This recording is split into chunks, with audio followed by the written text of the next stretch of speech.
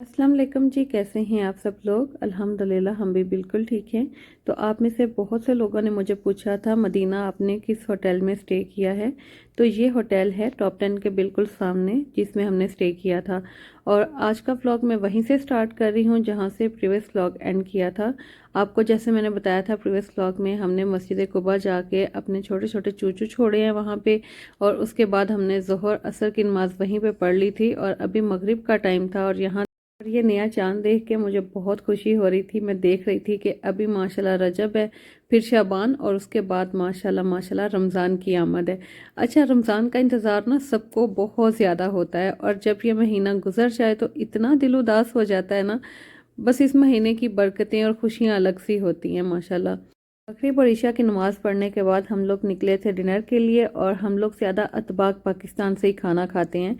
लेकिन ये मतम कराची वाले रास्ते में खड़े थे और इतना ज़्यादा इन लोगों ने इंसिस्ट किया ना कि प्लीज़ एक दफ़ा आप हमारा खाना ट्राई करके देखें तो आपको अच्छा लगेगा। फिर हमने सोचा चलो अच्छा कोई बात नहीं, खाना ही खाना ना, यहाँ से खाएं या वहाँ से कोई बात नहीं।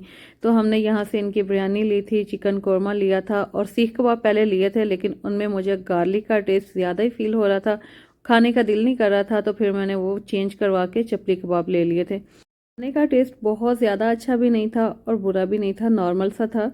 ये मेरा अपना पॉइंट ऑफ व्यू है। वैसे भी यहाँ मक्का और मदीना आके आपको अपने टेस्ट के हिसाब का खाना मुश्किल ही मिलता है।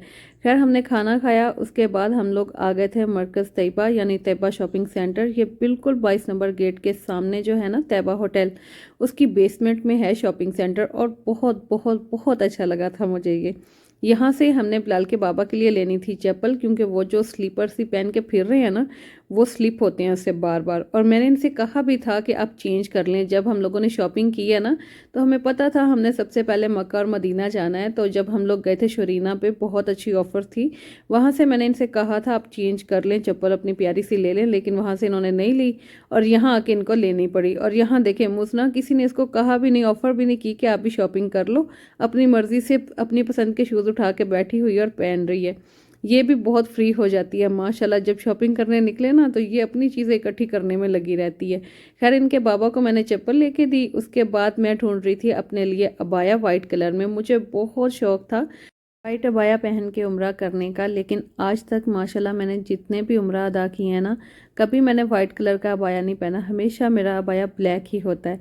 और ज़िंदगी में पहली दफ़ा मैंने ये वाइट अबाया लिया है और इतना क्यूट इतना प्यारा सा अबाया मुझे मिला ना, बहुत सस्ता, सिर्फ़ और सिर्फ 50 रियाल में मैंने ये अबाया लिया था। और अभी मैं साथ मुसना का भी ढूंढ रही थी क्योंकि मुझे शौक है मैं और मेरी बेटी दोनों ही वाइट अबाया पहने और मुसना भी मेरे साथ ही वाइट पहनेगी इंशाल्लाह अगर मिल जाए तो। वैसे बहुत मुश्किल हुई थी अबाया ढूंढने में और मुसना के साइज़ में तो बहुत ही मुश्किल मिला था। आपको दिखाती हूँ किस शॉप से लिया था। यहाँ पे बच्चों को हम लोग लेके दे रहे थे टॉयज़। आज पहले भी इन लोगों ने मस्जिद नबवी से निकलते हुए टॉयज़ लिए थे छोटे छोटे से और यहाँ आके फिर लिए।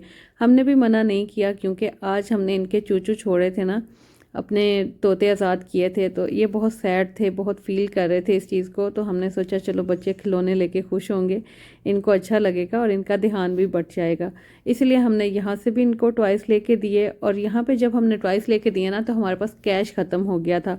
यहाँ पे जितनी भी शॉप्स हैं ना ज़्यादा कार्ड यूज़ नहीं करते यहाँ लोग, वो पैसे कैश में लेते हैं।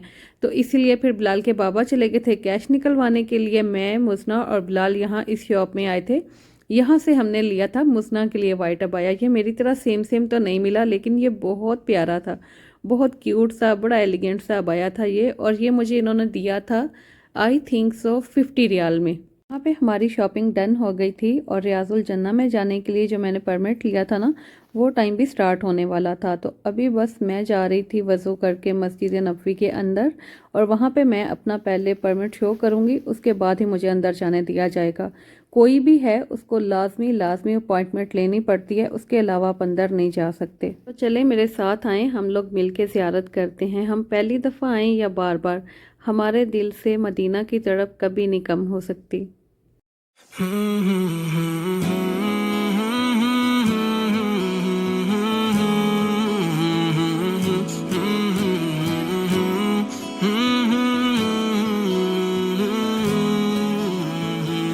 مولاي صل وسلم دائما أبدا على حبيبك خير الخلق كلهم مولاي صل